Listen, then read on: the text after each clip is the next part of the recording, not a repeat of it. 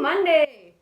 So thank you all so much for the amazing feedback from my video yesterday about the turkey brine. I wanted to throw this in as soon as possible and get this uploaded even before I finish the rest of the stuff I'll be prepping for Thanksgiving today, just so that y'all have a starting place to be able to finish your brines, because apparently a lot of people are doing them and I'm so excited. I started a trend. Not even close, like Martha Stewart. She did it a long time ago, and I'm sure there are people before that.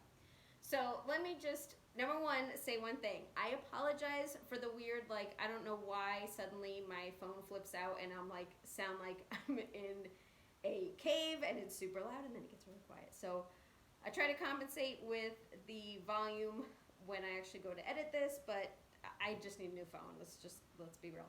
So that's number one. Number two, frozen turkeys are okay. The bottom line is you don't want a rock solid hard turkey because you want the brine to be able to penetrate the meat. So the more defrosted it is earlier on, the more that brine is going to be able to work. It is more of a taste issue. It is not a health issue. To that point, I had a catering business and I had taken classes and I almost completed them to become a chef. So I have all my foodborne illnesses, classes, all the other junk that I had to take. So when it comes to poultry, it's the one thing that kind of wigs me out more than anything else. So I'm always there with my Clorox bottle and cleaning everything as I'm going. So having the interior of my turkeys still frozen is okay with me. I like that. I don't even remove the giblet and lizards in my turkey. Sorry, giblets and gizzards. Sorry, I don't even remove that bag because one, it's actually pretty permeable, so the brine will get in there and still flavor your giblets and your liver, which I use for the gravy. But I don't remove it just because I like everything nice and cold inside the cavity of the turkey. It's just me. I also do not stuff my turkey with the stuffing inside the cavity. I'll show you when I actually go to do my turkeys what I do there, and it's not that. So anyways, back to the frozen thing. It's totally okay. Mine are not completely defrosted. Your brine, as they're sitting in the brine, they will continue to defrost, so it's all good. So that's it. I think that's the biggest thing. At the end of this, I will tell you exactly how I plan to prepare my turkeys, and they do not cook in the brine solution. The brining solution is simply to be able to infuse that flavor.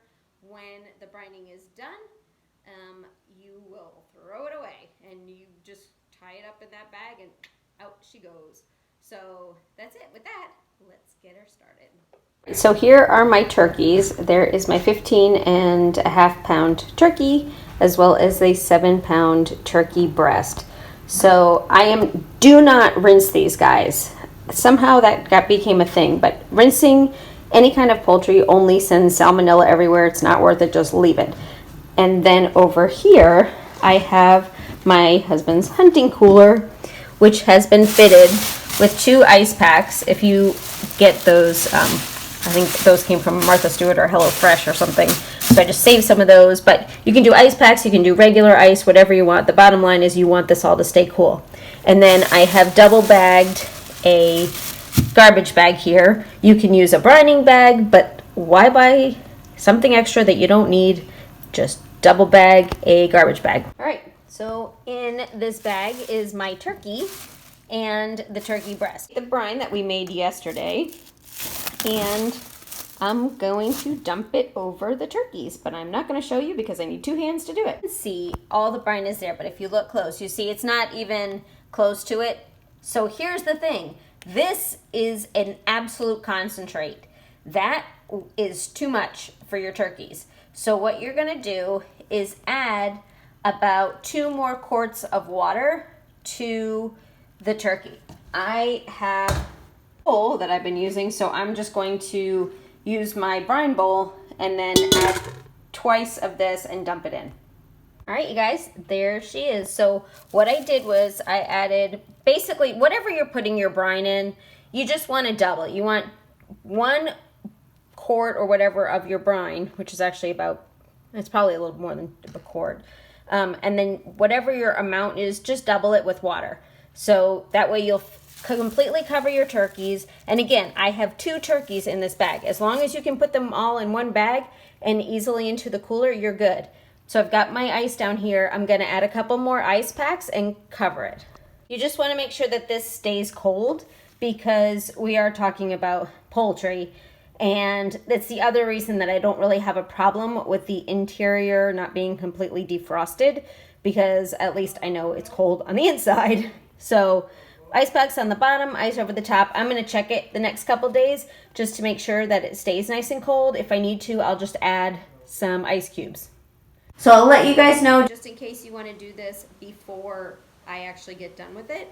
So you're gonna brine it. You brine it a minimum of 24 hours. You can do it up to 48, which is what I'm doing.